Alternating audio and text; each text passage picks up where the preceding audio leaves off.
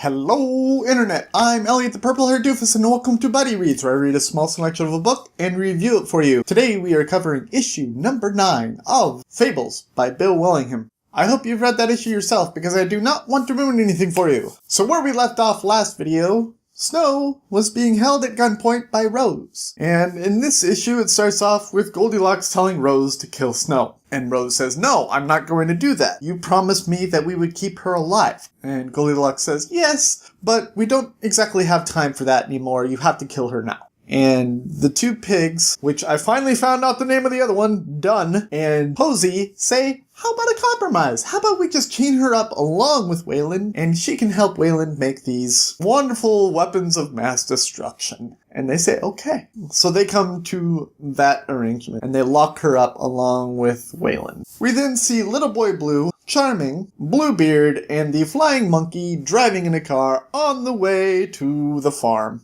And they're making jokes about the monkey wants to drive, and Little Boy Blue says no, and Bluebeard says, "Maybe I can shut him up with this pistol that I have in my hand." Then we go back into the cave. Snow wakes up, and she's like, "What is going on here? Why are you locked up here, Waylon? What is going on?" And he says, "One night I fell asleep, and the next night I woke up with a chain around my ankle. And now I can't stop making these weapons because of this mystical force on this chain, and I can't even get myself out. I have to do everything that they tell me to." And she says, "What are you doing right now?" He's like, "I'm making a key to get you out of your chains." And she says, "Oh, so you can do that, but you can't get yourself out. I cannot do anything or say anything to free myself." And she's like, "Oh, well, can I do anything or say anything to free you?"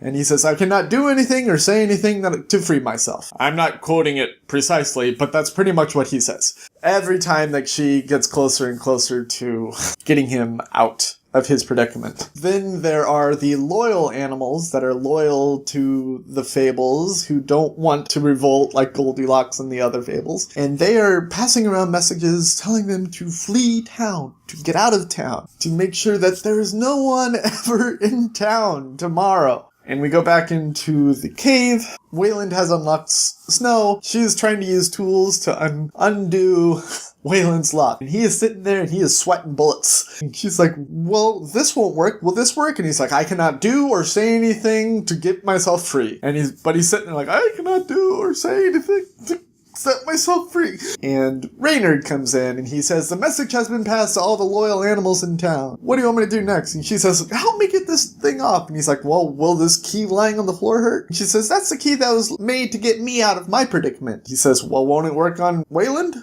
And she picks up the key and she's like, "Will this work on you?" And Waylon says, "I cannot do or say anything to free myself." And she's like, "Oh, I might as well try." And she unlocks the lock and it lets itself free. And it's like, "Finally! I built that for you like 6 hours ago. And you were trying to chop my foot off before you tried the key. What the hell?" She's like, I'm sorry. And they start talking about what kind of communications that they have. Waylon is like, "Oh, those animals are such idiots. They always went for building weapons before communications." We definitely have the upper hand in that situation. And so Snow forms a plan to take down the animals. The next morning, the revolt is all in the main city square, and they're giving a speech when they stop. And Dunn says, "Look, it's Snow!" And everyone points their weapons at her. And they're like, "Wait! She's waving a white flag!" And Snow comes up and she says, "I suggest that you all surrender. We have the upper hand." And they're like, "No, you don't. You're just one person. We have like 20 different weapons pointed at you." And she goes, "Okay, burn down the barn." And this dragon flies overhead and breathes on top of the barn. And Waylon is riding on the dragon, and it's just like, yes! And everyone just kind of goes, "Okay, you got us. Whoa, ha!" You know, we were joking the entire time. We really weren't going to revolt, I promise. And then the boys show up in their car. They're like, "We're here to help you." And they show up just in time to do absolutely nothing.